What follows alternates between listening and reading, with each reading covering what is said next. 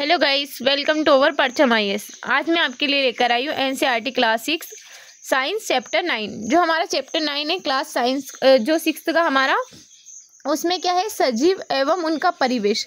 जो सजीव होते हैं, जो हमारे सारे जीव जंतु होते हैं, उनका परिवेश के बारे में जानेंगे कि वो कौन से परिवेश में रहते हैं। पहेली और बूझो छुट्टियों में अनेक रोमांचक स्थानों की सैर पर गए। ऐसा ही एक यात्रा पर वे ऋषिकेश और गंगा नदी को देखने के लिए गए। उन्होंने हिमालय की हिमच्छादित पर्वत श्रृंखलाओं के कुछ पर्वतारोहण किया और बहुत ही ठंड थी। इन पर्वतों पर उन्होंने ओक, चीड़ एवं देवदार जैसे अनेक वृक्ष देखे, जो उनके मैदानी क्षेत्र के वृक्षों से बहुत अधिक भिन्न थे। एक और अभियान में उन्होंने राजस्थान की यात्रा की और वहां पर ऊंट और उष्ण मरुस्थल भी घूमे। यहाँ से उन्होंने नागफनी के अनेक प्रकार के पौधे एकत्र किए। अंत में वे पुरी गए। उन्होंने वहां पर समुद्र तट की सैर की, वहां केजुरायना के वृक्ष की कतार देखी। इन स्थानों के भ्रमण के रोमांचक एवं उल्लासपूर्ण क्षणों का स्मरण करते हुए उन्हें अचानक एक विचार आया, ये सभी स्थान एक दूसरे से भिन्न होते हैं। जैसे कि उन्होंने देखा, जब वो अलग अलग जगहों पर गए तो उनको तो कहीं तो पर्वत दिखाई दिए, कहीं को हिमालय दिखाई दिए, कहीं पर मैदानी क्षेत्र दिखाई दिए और कहीं पर समुद्री तट दिखाई दिए। तो ये सारे क्या है, क्षेत्र एक दूसरे से भिन्न है, ऐसा उन्होंने देखा। कुछ बहुत ठंडे होते हैं तो कुछ बहुत उष्ण और कुछ शुष्क होते हैं, कुछ आर्द्र थे, परंतु उन सभी स्थानों पर अनेक प्रकार के बहुत सारे सजीव वस्तुएं थी।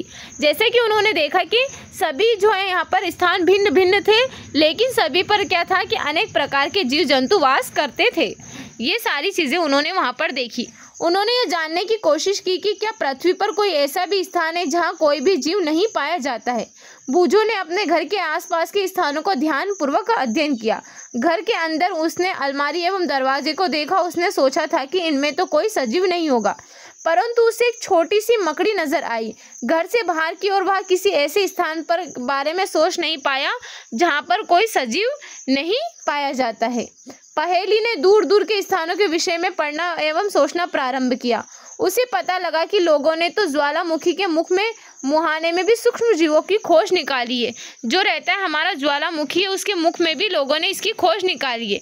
अब हमको यहाँ पर देखने को मिल रहा है सजीवों के लिए खोज, सजीवों की खोज करते हुए दिखाई दे रहे हैं हमको ये सजीव एवं उनका परिवेश। हम इसके बारे में जानेंगे। पहेली और बूझो के मस्तिष्क में एक विचार आया, जिन स्थानों की उन्होंने शेयर की थी वहाँ किस प्रकार के जीव पाए जाते हैं। मरुस्थल में क्या पाए जाते हैं, ऊंट पाए जाते थे। पर्वत पर बकरी एवं याक थे। पुरी के समुद्र तट पर केकड़े और अन्य प्रकार के जो यहाँ पर सारे जीव जंतु पाए जाते थे। साथ ही चींटियां जैसे अनेक प्रकार के जीव भी इन सभी स्थानों पर उपस्थित थे। इन क्षेत्रों में पाए जाने वाले विभिन्न प्रकार के पौधे अन्य क्षेत्रों के पौधों की प्रजातियों से कैसे थे, अलग या भिन्न थे। इन विभिन्न क्षेत्रों का परिवेश कैसा था, क्या उनका परिवेश भी एक समान था। अब हम यहाँ पर देखते हैं उनका परिवेश कैसा था। इसके लिए हम यहाँ पर क्रियाकलाप एक करके देखते हैं। आइए एक वन से प्रारंभ करते हैं। यहाँ पाए जाने वाले सभी पौधों, जंतु एवं वस्तुओं के बारे में सोचिए। एक जंगल में पाए जाने वाले जंतुओं, पौधों एवं वस्तुओं को कॉलम में हम यहाँ पर लिखेंगे। दूसरों क्षेत्रों में पाए जाने वाली वस्तुएं एवं जंतुओं के नाम भी हम इसमें लिखेंगे। इस अध्याय में दिए गए उदाहरण को इकट्ठा करके हम यहाँ पर भर सकते हैं। अपने मित्रों तथा माता पिता और अध्यापक से भी हम इन विषय पर चर्चा और विमर्श कर सकते हैं। क्या तालिका में दिए गए कॉलम अन्य विभिन्न स्थानों पर पाए जाने वाले जंतु और पौधों के नाम लिखिए। जो हमको यहाँ पर और भी कॉलम दिए गए हैं, हम उसमें क्या करेंगे, और अनेक जगहों के जंतु और पौधों के बारे में हम लिख सकते हैं। आप पुस्तकालय में उपलब्ध उन पुस्तकों की सहायता ले सकते हैं जिनमें जंतु, पौधे एवं खनिज के विषय में जानकारी दी गई है। इस सारणी के प्रत्येक कॉलम में अधिकाधिक छोटी बड़ी वस्तुएं व जीवों को सम्मिलित करने का प्रयास कीजिए।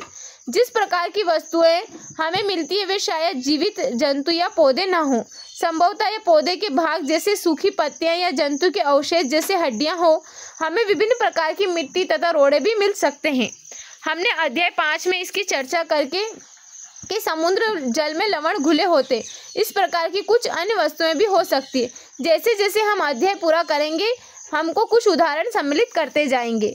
हम यह रोचक स्थानों की यात्रा करेंगे, तब सारणी के बारे में हम पूर्ण चर्चा कर सकेंगे।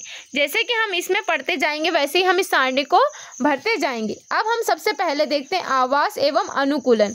आवास और अनुकूलन क्या होता है। क्रियाकलाप 1 में आपके द्वारा सूचीबद्ध किए गए पौधों एवं जंतुओं से आपको क्या मिला? क्या आपको अनेक प्रकार के सजीव मिले? हम इसको तालिका के मरुस्थल वाले कॉलम में, समुद्र वाले कॉलम को हम यहाँ पर क्या करेंगे, ध्यान से देखेंगे और इनको हम प्रतीत होता हुआ इन दो कॉलमों को जीव बहुत अलग प्रकार के होते हैं, हम इसके बारे में यहाँ पर लिखेंगे। इन दोनों क्षेत्रों में किस प्रकार का परिवेश है? समुद्र में जंतु तथा पौधे लवणीय जल खारे पानी में रहते तथा श्वसन के लिए जल में विलेय वायु का ऑक्सीजन का उपयोग करते। वो क्या करते हैं, जो जंतु रहते हैं वो किस में रहते हैं? खारे पानी में रहते हैं। और श्वास के लिए वो क्या करते हैं? विलेय वायु ऑक्सीजन का उपयोग करते हैं। मरुस्थल में जल बहुत कम मात्रा में उपलब्ध होता है। मरुस्थल दिन में बहुत गर्म एवं रात में बहुत ठंडा होता है। मरुस्थल में पाए जाने वाले पौधे एवं जंतु भूमि पर रहते हैं एवं श्वास के लिए आसपास की वायु का उपयोग करते हैं। जो मरुस्थल वाले पौधे और जंतु क्या करते हैं, वो बहुत ही वहाँ पर गर्म और ठंडा रहता है, तो इसलिए वो क्या करते हैं, वायु का उपयोग करते हैं सांस लेने में। जैसे कि हमको यहाँ पर दिख रहा है ऊँट एवं उनका परिवेश, ऊँट और उनका परिवेश दिखाई दे रहा है हमको। समुद्र तथा मरुस्थल भिन्न प्रकार के परिवेश हैं और हम इन दोनों क्षेत्रों में बिल्कुल भिन्न प्रकार के पौधे एवं जंतु देखते हैं। क्या ऐसा नहीं है कि आइए दो भिन्न प्रकार के परिवेश मरुस्थल तथा समुद्र से दो ऊँट और जीव जंतु के परीक्षण करते हैं। ऊँट की शारीरिक संरचना उसे मरुस्थलीय परिस्थितियों में रहने योग्य बनाती है। जैसे कि हमको यहाँ पर ये सारणी दी गई है, हम इसको भरते जाएंगे कि कैसे कैसे हमको यहाँ पर परिवेश में जीव जंतु कैसे रहते हैं। जो हमारे यहाँ पर रहता है, ये उस ऊँट के लंबे पैर के कारण जिसका उसका शरीर रेत और गर्मी से दूर रहता है। जो ऊँट होता है वो क्या होता है, उसके पैर लंबे होते हैं, जिससे वो क्या रहता है, जो ज़मीन या रेत जो गर्म रहती है उससे दूर रहता है। उसमें जो है मूत्रोत्सर्जन करने की मात्रा बहुत कम होती है तथा मल शुष्क होता है। जो उसका रहता है यहाँ पर वो क्या करता है, मूत्र बहुत कम उत्सर्जन करता है। उन्हें पसीना स्वेद भी नहीं आता क्योंकि शरीर से जल का ह्रास बहुत कम होता है, इसलिए जल के बिना भी वे अनेक दिनों तक जीवित रह सकते हैं। जैसे कि हम देखते हैं ऊँट के जो जीवन है, ऊँट कई प्रकार के यहाँ पर अनेक दिनों तक बिना पानी के भी जीवित रह सकते हैं। आइए अब हम विभिन्न प्रकार की मछलियों को देखेंगे। इनमें से कुछ चित्र हम यहाँ पर 9.3 में दर्शाए गए, परंतु इतने अधिक किस्म की मछलियों में क्या आपको कई प्रकार की भिन्नता दिखाई देती है? इनकी आकृतियाँ समान दिखाई देती है। इन सभी का शरीर धारा रेखी होता है, जिसकी चर्चा हम अध्याय 8 में कर चुके हैं। उनकी आकृति उन्हें जल के अंदर विचरण करने में सहायता करती है। मछलियों का शरीर चिकने शिल्कों से ढका होता है। ये शिल्क मछली को सुरक्षा प्रदान करते ही साथ ही उन्हें जल में सुगम गति करने में भी सहायक होते हैं। हमने इसके लिए अध्याय 8 में चर्चा की थी। इसमें क्या होता है, मछली के जो पंख एवं पूंछ चपटी होती है, जो उन्हें जल के अंदर दिशा परिवर्तन एवं संतुलन बनाने में सहायता करती है। इनके अंदर क्या होता है, मछली के गिल में क्लोम होता है, जो उसे जल में श्वास लेने में सहायता करती है। हम देखते हैं कि इनकी जो संरचनाएं होती है उसे जल में रहने में सहायक होती है तथा ऊँट की संरचनाएं उसे मरुस्थल में रहने में सहायता करती है। जो इनकी संरचनाएं होती है वो उनको उनके स्थान और उनके आवास में रहने में सहायता करती है। जैसे कि हम यहाँ पर देखते हैं, हमने पृथ्वी पर पाए जाने वाले असंख्य प्रकार के जंतुओं में से केवल 2 उदाहरण लिए हैं। हम देखते हैं कि सजीवों की इन सभी किस्मों में ऐसी कुछ विशिष्ट संरचनाएं होती है जो उन्हें अपने परिवेश में रहने योग्य बनाती है, जिसमें प्रिय पाए जाने वाले जिन विशिष्ट संरचनाओं अथवा स्वभाव की उपस्थिति किसी पौधे अथवा जंतु को उसके परिवेश में रहने के लिए योग्य बनाती है, अनुकूलन कहते हैं। विभिन्न जंतु भिन्न परिवेश के प्रति अलग रूप में अनुकूलित हो सकते हैं। किसी सजीव का वह परिवेश जिसमें वह रहता है उसे क्या कहते हैं, आवास कहते हैं। जहाँ पर सजीव रहते हैं उसको क्या कहते हैं, हम आवास कहते हैं। अपने भोजन, वायु, शरण स्थल एवं अन्य आवश्यकताओं के लिए जीव अपने आवास पर निर्भर करते हैं। जो जीव रहते हैं वो क्या करते हैं, अपने भोजन और वायु और अपने रहने के स्थान के लिए वे आवास पर निर्भर करते हैं। आवास का अर्थ होता है वास, स्थान, एक घर। एक घर होता है सभी सजीवों के लिए, जैसे हमारा भी घर होता है। हमारे घर में क्या मिलता है, हमको भोजन मिलता है, रहने का स्थान मिलता है और हमको वहाँ पर वायु भी मिलती है।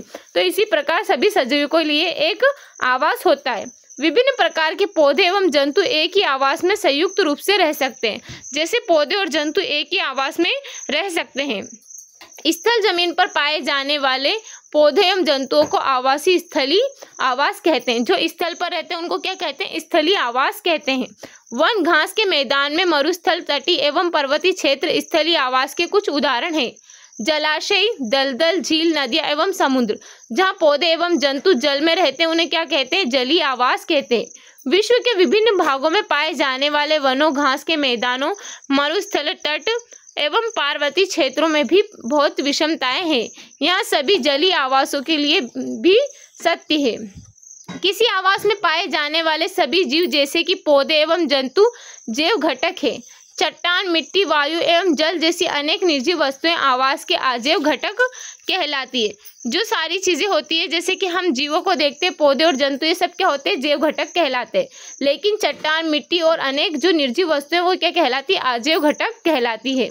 सूर्य का प्रकाश एवं ऊष्मा भी परिवेश के अजैव घटक है। हम जानते हैं कि कुछ पौधे बीजों से उगते हैं। आइए बीज के अंकुरण से नए पौधे के बनाने की प्रक्रिया, कुछ अजैव कारणों की भूमिका पर अध्ययन करते हैं। हम देखते हैं कि पौधे जो बीज है उनसे पौधे कैसे उगते हैं। अपने परिवेश में होने वाले परिवर्तन के साथ सामंजस्य स्थापित करने के लिए कुछ जीवों में थोड़े समय के लिए परिवर्तन हो सकता है। उदाहरण के लिए यदि हम मैदानी क्षेत्र में रहते हैं तो अचानक ही ऊंचे पर्वतीय क्षेत्र में चले जाएं तो हमें कुछ दिनों के लिए श्वास लेने के लिए शारीरिक व्यायाम में असुविधा हो सकती है।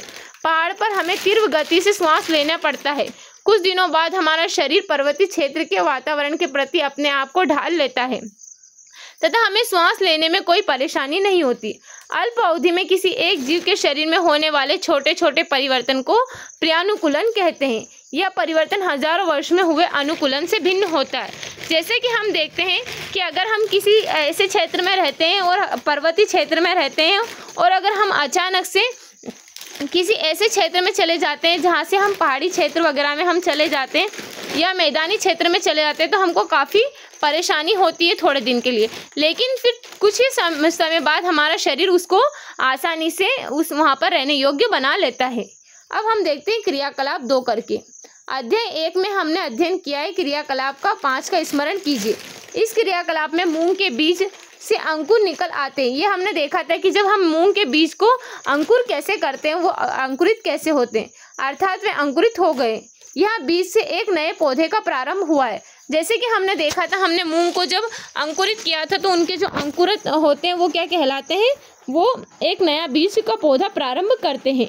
मूंग के कुछ सूखे बीजों को एकत्र कीजिए। कुछ बीजों के एक ढेर को अलग रख दें तथा शेष को 1 दिन के लिए पानी में भीगने के लिए रख दें। भीगे हुए बीजों को 4 हिस्सों में बांट दें। उसमें से एक हिस्से को 3-4 दिन के लिए पूरी तरह पानी में डुबो कर रख दें। सूखे हुए बीजों को पानी में पूरी तरह डूबे हुए बीजों को बिल्कुल ना हिलाएं। भीगे बीजों में से एक भाग को धूप वाले कमरे में रख दें तथा दूसरे भाग को पूरे अंधेरे कमरे में रख दें, जैसा कि अलमीरा जिसमें धूप नहीं जाती हो। अंतिम भाग को बहुत ही ठंडे वातावरण में रख दें, जैसे कि रेफ्रिजरेटर। उनके चारों ओर बर्फ लगा दें।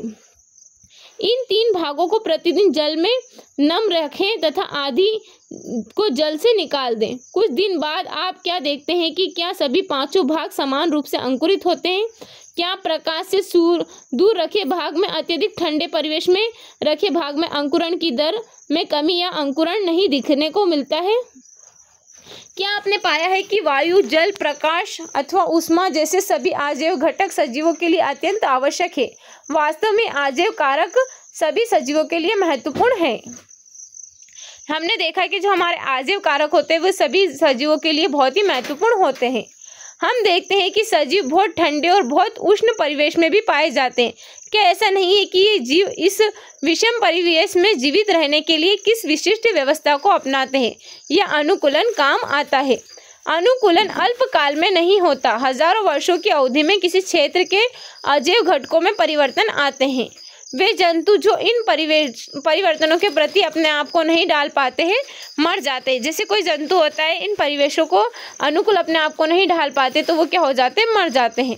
केवल वे जीव ही जीवित रहते हैं जो अपने आप को बदलते परिवेश के अनुसार अनुकूलित कर लेते हैं। जंतु विभिन्न अजैव कारकों के लिए विभिन्न विधियों से भी अपने आप को अनुकूलित कर लेते हैं। इसका परिणाम भिन्न आवासों में जीवों की विविधता का होना होता है। आइए कुछ आवासों और उनके अजैव घटकों एवं उसमें रहने वाले विभिन्न जीवों के अनुकूलन का अध्ययन करते हैं। अब हम यहाँ पर देखते हैं विभिन्न आवासों की यात्रा करके देखेंगे हम। सबसे पहले हम देखते हैं मरुस्थल। मरुस्थल के आजीव घटकों एवं ऊंट के अनुकूलन के विषय में हम पहले ही चर्चा कर चुके हैं। मरुस्थल में पाए जाने वाले अनेक जंतुओं एवं पौधों में क्या होता है? क्या उनमें भी किसी प्रकार का अनुकूलन पाया जाता है? मरुस्थल में रहने वाले चूहे एवं सांप ऊंट की भांति लंबे पैर नहीं होते। दिन की तेज गर्मी से बचने के लिए वे भूमि के अंदर बिलों में रहते। रात्रि के समय जब तापमान में कमी आती है तो जंतु बाहर निकल आते हैं। जैसे कि हमको यहाँ पर दिखाई दे रहा है, जो चूहे और सांप होते हैं वो क्या करते हैं, जमीन के अंदर बिल बना करके उसमें चले जाते हैं ताकि उनको थोड़ी ठंडक मिल सके। और फिर जब थोड़ा सा मौसम जो तापमान कम हो जाता है तो वो जंतु बिल से बाहर आ जाते हैं। मरुस्थल में उगने वाले कुछ सामान्य पौधों को चित्र में दर्शाए गए। ये पौधे मरुस्थल के प्रति किस प्रकार अनुकूलित है? जैसे कि यहाँ पर हमको पौधे दिखाई दे रहे हैं, मरुस्थल में किस प्रकार अनुकूलन करते हैं। जैसे कि हम क्रियाकलाप 3 करके देखते हैं।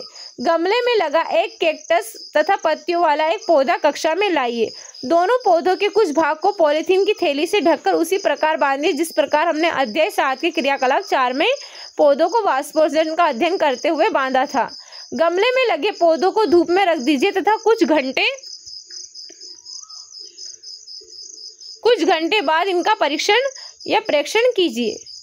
क्या आप देखते हैं कि क्या आप दोनों पॉलीथीन थैलियों में एकत्रित जल की मात्रा में कोई अंतर देखते हैं? मरुस्थलीय पौधे वाष्पोत्सर्जन द्वारा जल की बहुत कम मात्रा निष्कासित करते हैं।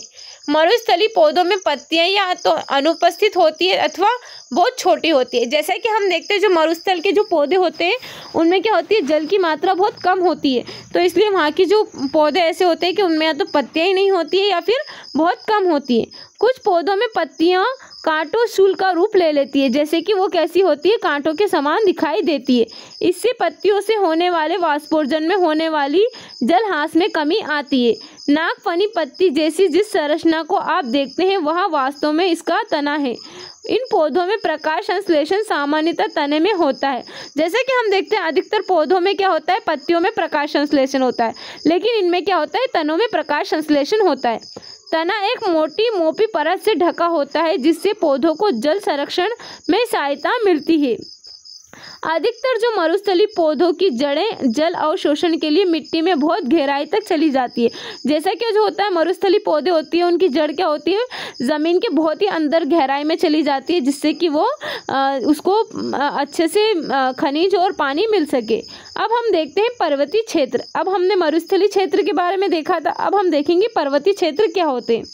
ये आवास क्षेत्र सामान्यतः बहुत ठंडे होते हैं और इनमें तेज हवा चलती है। कुछ क्षेत्रों में शीतकाल में हिमपात भी होता है।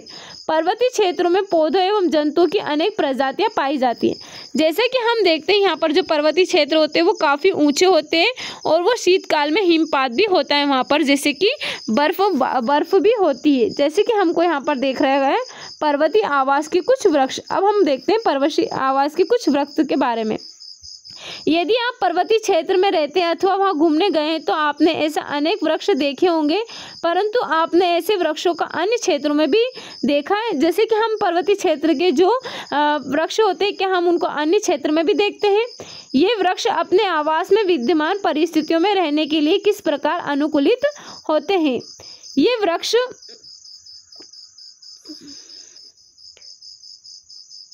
सामान्यतः शंक्वाकार होते हैं तथा इनकी शाखाएं तिरछी होती है। इनमें से कुछ वृक्षों की पत्तियां सुई के आकार की होती है। इससे वर्षा का जल एवं हिम सरलता से नीचे की ओर खिसक जाता है। पर्वतों पर इन वृक्षों से अधिक भिन्न आकृति एवं आकार वाले वृक्ष भी मिल सकते हैं। पर्वत पर जीवित रहने के लिए इनमें कुछ अन्य प्रकार के अनुकूलन हो सकते हैं। पर्वतीय क्षेत्र में पाए जाने वाले जंतु भी वहाँ की परिस्थितियों के प्रति अपने आप को अनुकूलित कर लेते हैं, अनुकूलित होते हैं।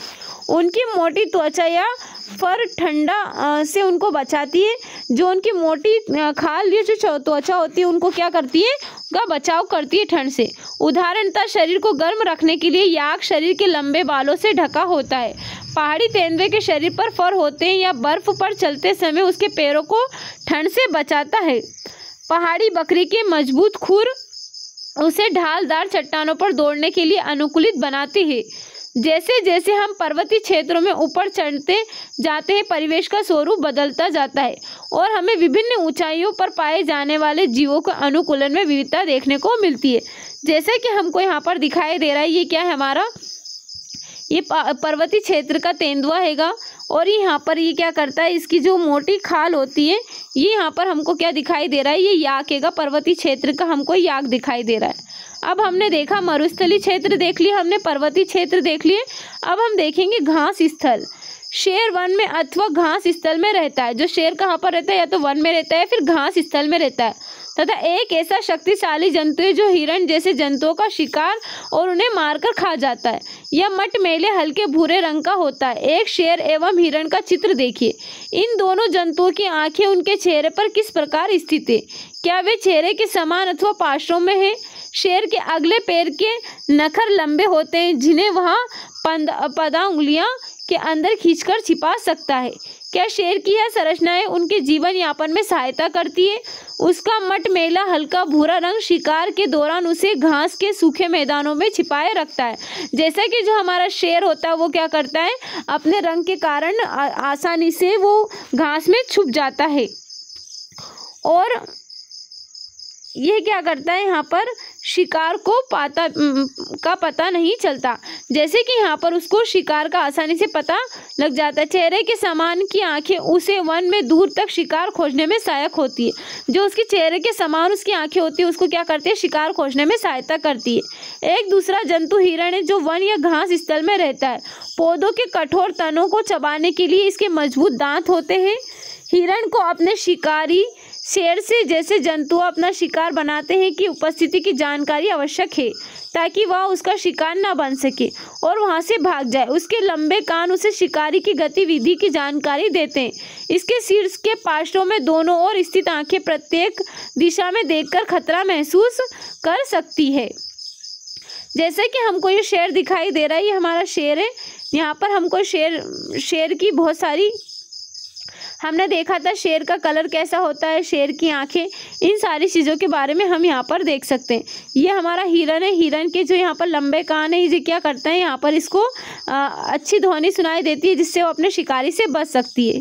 हिरन की तेज गति उसे शिकारी से दूर भागने में सहायता करती है। शेर, हिरन तथा अन्य जंतुओं एवं पौधों में और भी बहुत सी विशिष्ट संरचनाएं होती है, जो उन्हें अपने आवास में जीवित रहने योग्य बनाती है। अब हम देखते हैं कुछ जलीय आवास। जैसे कि अब हम जलीय आवास के बारे में देखेंगे कि जलीय आवास क्या होते हैं। अभी हमने थोड़ी देर पहले पढ़ा था कि जलीय आवास क्या होते हैं। अब उन्हीं जलीय आवास के बारे में हम यहाँ पर पढ़ने का प्रयास करेंगे कि जलीय आवास होते क्या है। जैसे कि हम यहाँ पर देखते हैं, समुद्र में रहने के लिए जो हमारी यहाँ पर मछलियों के अनुकूलन के विषय में हम चर्चा कर सकते हैं। दूसरे बहुत से समुद्री जंतुओं का भी शरीर धारा रेखी होता है, जिससे वह जल में सुगमता से चल सकते। स्क्विड एवं ऑक्टोपस जैसे कुछ समुद्री जंतुओं का शरीर आमतौर पर धारा रेखी नहीं होता। वे समुद्र में गहराई में तलहटी में रहते हैं तथा अपनी ओर आने वाले शिकार को पकड़ते हैं। जब वे जल में चले जाते हैं तो अपने शरीर को धारा रेखी बना लेते हैं। जल में सांस लेने के लिए इनमें गिल क्लोम होता है। डॉल्फिन एवं व्हेल जैसे कुछ जंतुओं में गिल नहीं होते। ये सिर पर स्थित नासा द्वार अथवा वात छिद्रों द्वारा श्वास लेते हैं। ये जल में लंबे समय तक बिना श्वास लिए रह सकते हैं। वे समय समय पर समुद्री जल से बाहर आते और आकर श्वास लेकर छिद्रों से बाहर निकलते एवं श्वास द्वारा स्वच्छ वायु अंदर भरते। क्या आप कभी दूरदर्शन अथवा समुद्री जीवन पर चित्र में डॉल्फिन की इस रोचक क्रिया को देखा है? अब हम देखते हैं तालाब एवं झील। अब हम तालाब और झील के बारे में पढ़ेंगे। क्या आपने तालाब, झील, नदियाँ एवं नालों में पौधों को उगे देखा है? यदि संभव हो तो समीपवर्ती किसी तालाब के भ्रमण पर जाइए और वहाँ दिखाई देने वाले कुछ पौधों को बाहर निकाल दीजिए। जैसे कि हम देखते हैं कुछ पौधों को बाहर निकाल करके पौधों की पत्तियां एवं तने एवं जड़ किस प्रकार व्यवस्थित हैं। जैसे कि हम देखते हैं तालाब और झील में पौधे किस प्रकार व्यवस्थित होते हैं। जैसे कि हमको यहाँ पर दिखाया गया है, कुछ जलीय पौधे एवं जल सतह पलवन करते आंशिक रूप से जलमग्न पौधे, जिनकी जड़ें कहाँ पर मिट्टी में स्थिर होती है। कुछ कैसे होते हैं, पूर्णतः जलमग्न होते हैं, जैसे कि हमको यहाँ पर इस चित्र में दिखाया गया है। इनमें से कुछ पौधों की जड़ें जलाशय की तलहटी की मिट्टी में स्थिर रहती है। स्थलीय पौधों में जड़ मिट्टी से जल एवं खनिज पोषकों के अवशोषण को महत्वपूर्ण कार्य करती है, परंतु जलीय पौधों में जड़ें आकार में बहुत छोटी होती है एवं इनका मुख्य कार्य पौधों को तलहटी में जमाए रखना होता है। इन पौधों का तना लंबा, खोखला एवं हल्का होता है। तना जल की सतह तक वृद्धि करता है, जबकि पत्तियां एवं फूल जल की सतह पर पलवन करते रहते हैं। कुछ जलीय पौधे जल में पूर्ण रूपेण डूबे रहते हैं। ऐसे पौधों के सभी भाग जल में वृद्धि करते हैं। इनमें से कुछ पौधों की पत्तियां समकारी एवं पतले रिबन की तरह होती है, वह बहते जल में सरलता से मुड़ जाती है। कुछ अन्य जलमग्न पौधों में पत्तियां बहुत अधिक विभाजित होती है, जिससे जल इनके बीच से बहता रहता है और पत्ती को कोई क्षति भी नहीं होती है। मेंढक आमतौर पर तालाब में पाए जाने वाला एक जंतु है। यह तालाब के जल एवं स्थल दोनों पर रह सकता है। इसके पश्चात लंबे एवं मजबूत पश्चात जो रहते हैं, इसके जो पैर होते हैं वो लंबे और मजबूत होते हैं, जिससे उन्हें छलांग लगाने में, शिकार को पकड़ने में सहायता करते हैं। इनके पश्चपाद में जल आयुक्त पदा उंगलियां भी होती है, जो उन्हें तैरने में सहायता करती है। हमने केवल उन कुछ ही जंतु और पौधों की चर्चा की है, जबकि विभिन्न आवास में रहने वाले जीवों की संख्या बहुत अधिक होती है। अध्याय 7 में सुझाए गए क्रियाकलाप के अंतर्गत जब आप पत्तियों की एल्बम तैयार कर चुके होंगे, तब तक आप पौधों की अनेक प्रजातियों के बारे में जानकारी हासिल कर चुके होंगे। कल्पना कीजिए कि यदि हम पृथ्वी के सभी क्षेत्रों में उपलब्ध पौधों की पत्तियों का एल्बम तैयार करें तो उनमें कितनी विविधता होगी। जैसे कि अगर हम देखेंगे पृथ्वी पर कितने अनेक प्रकार के पौधे होते हैं, अगर हम उनकी पत्तियां इकट्ठी करेंगे तो उसमें कितनी अलग अलग विविधता पाई जाएगी। अब हम देखते हैं हमारे आसपास के जीव। हमारे विभिन्न आवास क्षेत्रों की यात्रा की तथा अनेक पौधों, जंतुओं की हमने चर्चा की है। क्रियाकलाप 1 में हमने विभिन्न परिवेश में पाए जाने वाले वस्तुओं, पौधे एवं जंतुओं की सूची बनाई। कल्पना कीजिए कि यदि हम जानना चाहते हैं कि हमारी सूची में सजीव कौन कौन से उदाहरण हैं। आइए वन में पाए जाने वाले वस्तुओं के विषय में हम सोचते हैं कि वन में कौन कौन से वस्तुएं पाई जाती है। जैसे कि हम देखते हैं वृक्ष, आरोही लता, विसर्पी लता, छोटे बड़े जंतु, पक्षी, सर्प, कीट, पत्थर, मिट्टी, जल, वायु, सूखी पत्तियां, मृत जंतु, छत्रक एवं कई मांस वन में पाए जाने वाली विभिन्न वस्तुओं के उदाहरण होते हैं। अब इसमें से हम देखते हैं कि कौन सी सजीव है। अपने चारों ओर पाए जाने वाली विभिन्न वस्तुओं के विषय में सोचिए तथा उनमें निर्जीव और सजीव को समूह में वर्गीकृत कीजिए। कुछ प्रकरणों में हमारे लिए यह आसान होगा। उदाहरण के लिए जो हमारे घर की कुर्सी अथवा मेज वस्तुएं सजीव नहीं होती। पहली एडवर्ड लियर द्वारा रचित कंप्लीट नॉनसेंस का यह छंद पढ़ रही थी। जो ये छंद है ये हमारा यहाँ पर ये पहेली इसको पढ़ रही थी। अब हम यहाँ पर देखते हैं पहेली और बूझों को कविता में बहुत मज़ेदार लगी, क्योंकि वे जानते थे कि मेज़ और कुर्सी सजीव नहीं है, अतः ये ना तो चल सकती है और ना बोल सकती है और ना ही ऐसी समस्याओं को महसूस कर सकती है जिनसे उन्हें पीड़ा होती है। हम जानते हैं कि कुर्सी, मेज, पत्थर अथवा एक सिक्का सजीव नहीं है। इसी प्रकार हम जानते हैं कि हम जीवित हैं और हमारी तरह संसार के मनुष्य तथा कुत्ता, बिल्ली, बंदर, गिलहरी, कीट जैसे सभी जंतु जो होते हैं वो भी क्या होते हैं, सजीव है। हम कैसे पता कर सकते हैं कि वस्तुएं सजीव है? कभी कभी यह निर्णय लेना काफ़ी आसान नहीं होता है। हम कहते हैं कि पौधे सजीव है, परंतु वे कुत्ते अथवा कबूतर की भांति चल नहीं सकते। दूसरी ओर एक कार अथवा बस चल सकती है, फिर भी वह हम कहते हैं कि वह निर्जीव है। पौधे एवं जंतु समय के साथ वृद्धि करते हैं, परंतु कई बार ऐसा भी प्रतीत होता है जैसे कि आकाश में बादल अपने आकार में वृद्धि कर रहे हो। तो क्या इसका अर्थ है कि बादल सजीव नहीं है, सजीव है या नहीं? तो आखिरकार अब निर्जीव एवं सजीव में अंतर किस प्रकार करेंगे? क्या सजीव में कुछ विशेष लक्षण होते हैं जो उन्हें निर्जीव पदार्थों से अलग करते हैं? आप स्वयं सजीवों का एक बहुत अच्छा उदाहरण है। आप में ऐसे कौन से विशेष लक्षण हैं जो आपको निर्जीव वस्तुओं से अलग करते हैं? अपनी नोटबुक में ऐसे लक्षणों के नाम लिखिए। अपनी बनाई सूची को ध्यान से देखिए और पता लगाइए कि कौन से लक्षण अन्य जंतु अथवा पौधों में भी पाए जाते हैं। संभवतः इनमें कुछ लक्षण सभी सजीव वस्तुओं के समान होंगे। जैसे कि हम देखते हैं, क्या सभी सजीव को भोजन की आवश्यकता होती है? अध्याय 1 और 2 में हमने यह जाना है कि सभी जीवों को भोजन की आवश्यकता होती है। भोजन हमारे लिए विभिन्न जंतुओं के लिए नितांत आवश्यक है। हमने यह भी सीखा है कि पौधे प्रकाश संश्लेषण के द्वारा अपना भोजन स्वयं बनाते हैं। जंतु भोजन के लिए पौधों अथवा जंतुओं पर ही भी निर्भर रहते हैं। भोजन सजीवों को उनकी वृद्धि के लिए आवश्यक ऊर्जा प्रदान करता है। सजीवों को उनके अंदर होने वाले अन्य जैव प्रक्रमों के लिए ऊर्जा की आवश्यकता होती है। हमने यहाँ देखा है, क्या सभी जीवों में वृद्धि परिलक्षित होती है? हम देखते हैं क्या सभी जीवों में जो वृद्धि होती है। क्या 4 वर्ष पुराना कुर्ता आपको अभी भी ठीक आता है? इसे आप अब और नहीं पहन सकते, ऐसा क्यों हुआ है? इन वर्षों में आप लंबे हो गए, आपको इसका आभास नहीं हो रहा है, लेकिन आप में हर समय वृद्धि हो रही है और कुछ वर्ष बाद आप वयस्क भी हो जाएंगे। जंतुओं के बच्चे भी वृद्धि कर क्या करते हैं? जंतुओं के जो बच्चे होते हैं वो भी वृद्धि और वयस्क हो जाते हैं। आपने आवश्यक देखा होगा कि कुत्ते के पिल्ले भी वयस्क हो जाते हैं। एक अंडे से जो है सुफिटिन होकर चूजा मुर्गी का बच्चा वृद्धि करके मुर्गी अथवा मुर्गा में परिवर्तित हो जाता है। जैसा कि हम देखते हैं मुर्गी का जो चूजा होता है वो भी परिवर्तित होता रहता है या उसमें भी वृद्धि होती है। पौधे भी वृद्धि करते हैं। अपने चारों ओर पाए जाने वाले विभिन्न प्रकार के पौधों का अवलोकन कीजिए।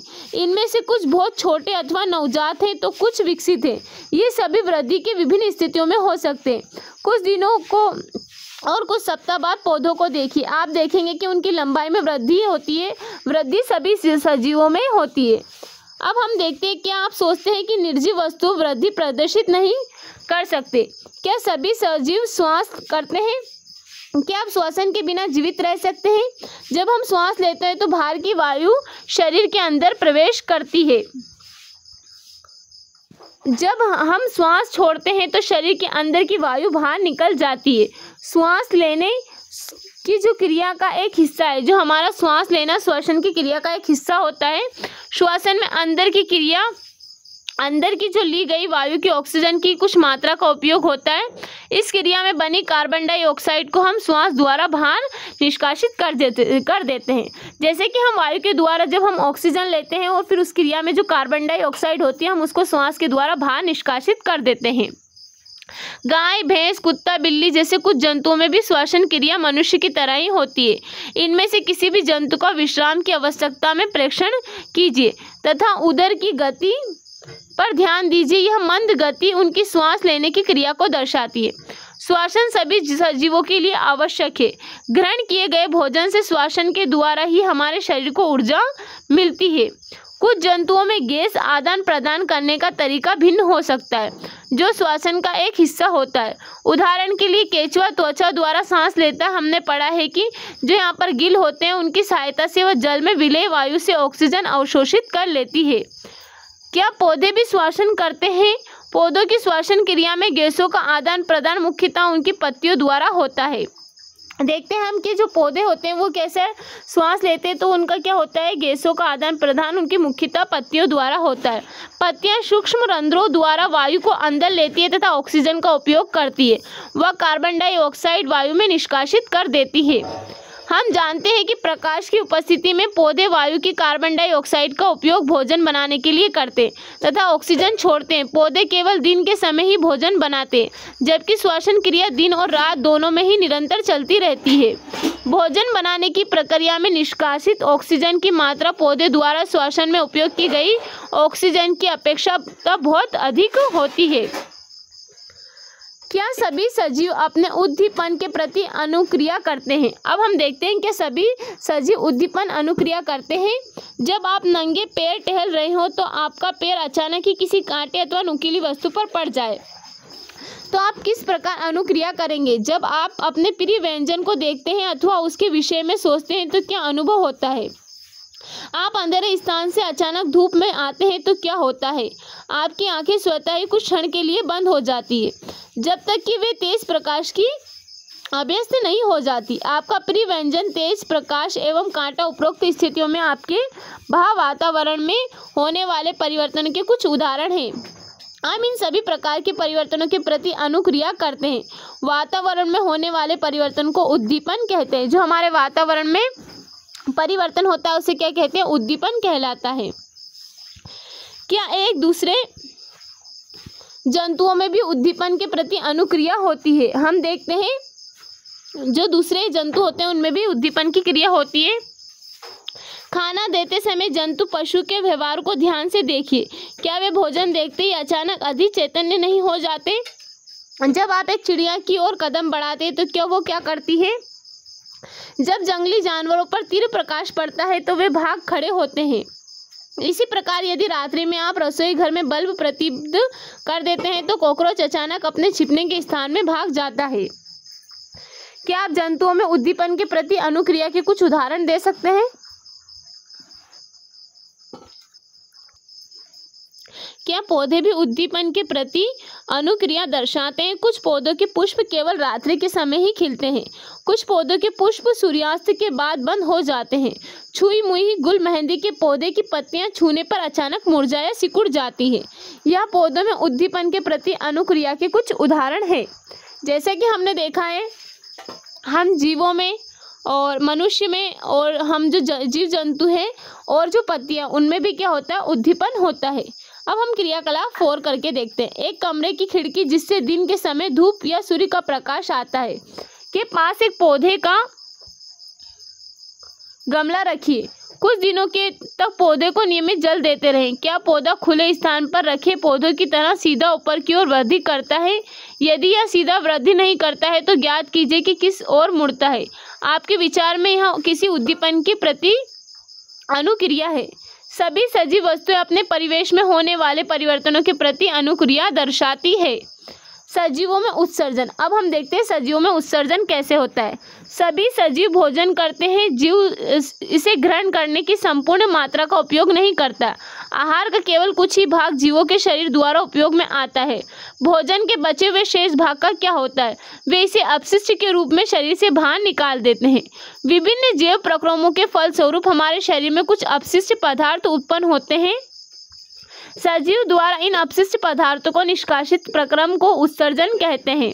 क्या पौधों में भी उत्सर्जन होता है? हाँ, पौधे भी उत्सर्जन करते हैं, परंतु उनमें इस प्रक्रम का ढंग कुछ अलग होता है। पौधों में कुछ हानिकारक अथवा विषैले पदार्थ उत्पन्न होते हैं। कुछ पौधों में यह अपशिष्ट पदार्थ पौधे के कुछ विशेष भागों में संग्रहित किए जाते हैं, जिससे पौधे को कोई हानि नहीं पहुंचती है। कुछ पौधों में अपशिष्ट पदार्थों का निष्कासन स्राव के रूप में होता है। उत्सर्जन सजीवों का एक दूसरा सामान्य लक्षण होता है। हमने देखा हैगा कि भोजन करना, श्वास लेना, उद्दीपन करना और अपशिष्ट को बाहर करना, ये सारे क्या होते हैं? यहाँ पर सजीवों के कुछ लक्षण होते हैं। अब हम देखते हैं क्या सभी सजीव प्रजनन करते हैं। सभी सजीव प्रजनन करते हैं। अब हम इसके बारे में जानेंगे कि जो सारे सजीव होते हैं वो किसी न किसी कोई बच्चे को जन्म देते हैं या अपना प्रजनन करते हैं। क्या आपने कभी कबूतर अथवा किसी पक्षी के नीड घोंसले को देखा है? वे नीड में अंडे देते हैं। कुछ अंडे प्रस्फुटित होते हैं तथा उनमें से छोटे छोटे बच्चे बाहर निकल आते हैं। जंतु प्रजनन द्वारा अपने समान संतान उत्पन्न करते हैं। भिन्न जंतुओं में भी प्रजनन का ढंग अलग अलग होता है। कुछ जंतु अंडे देते हैं जिनसे शिशु निकलते हैं। कुछ जंतु शिशु को जन्म देते हैं। जैसे कि हम यहाँ पर देख रहे हैं, हमको ये क्या दिखाई दे रहा है? यहाँ पर पक्षी अंडे देते हैं और उनका स्फुटन द्वारा नवजात उत्पन्न होते हैं।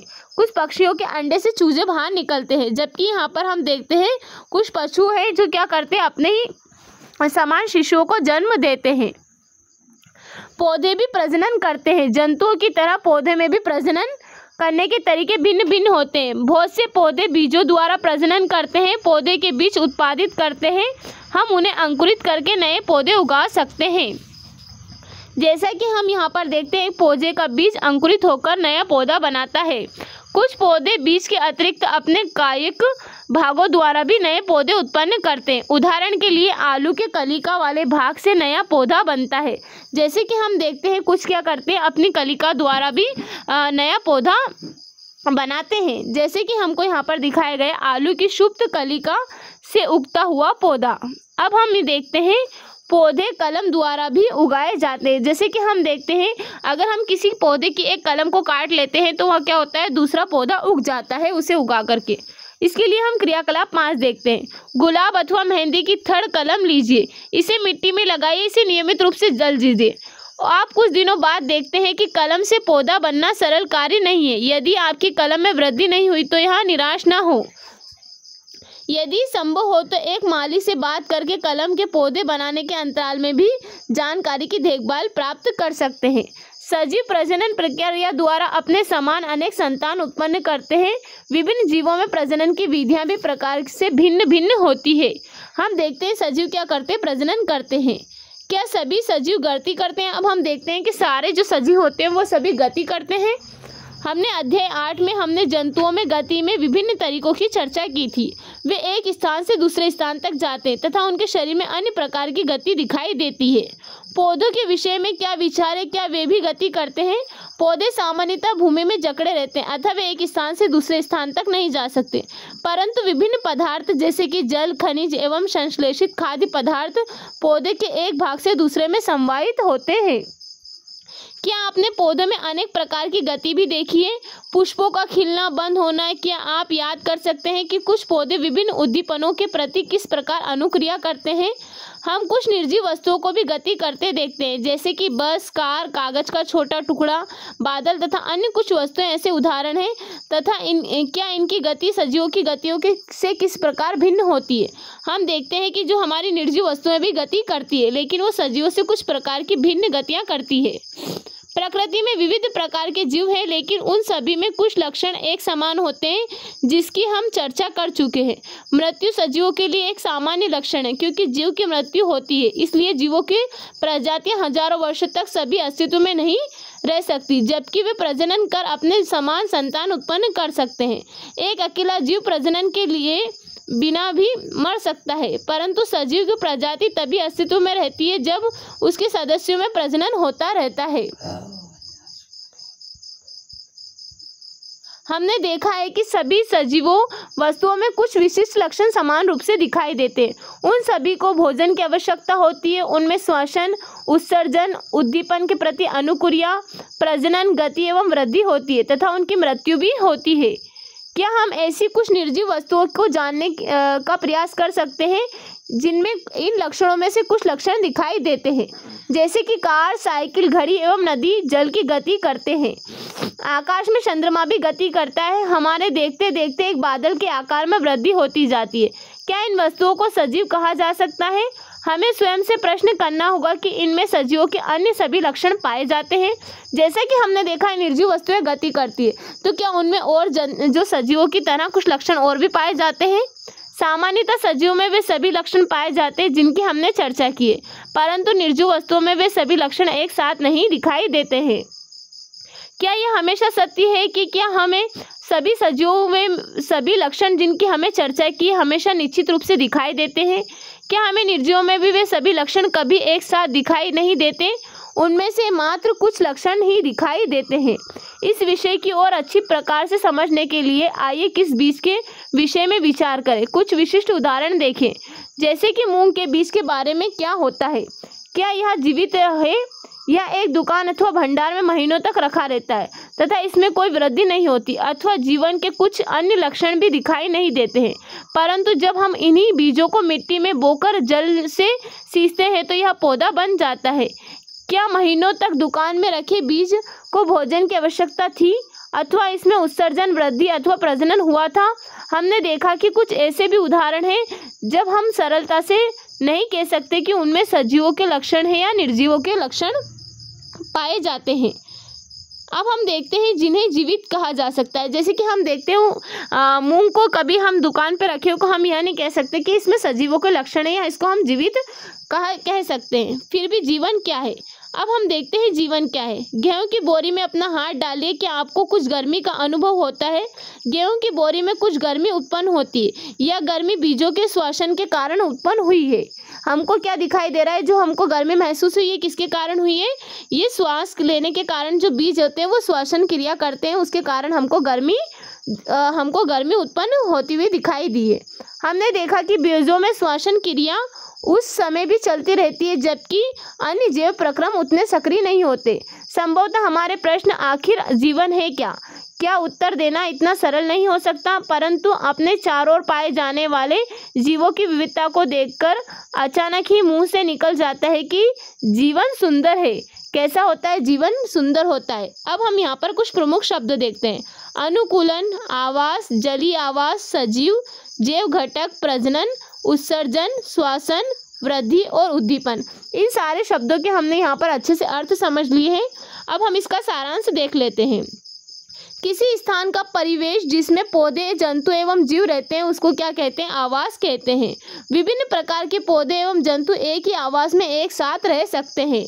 पौधों और जीवों के विशिष्ट लक्षण एवं स्वभाव जो उन्हें एक आवास में विशेष में रहने के लिए अनुकूलन बनाते हैं वो क्या कहलाते हैं? अनुकूलन कहलाते हैं।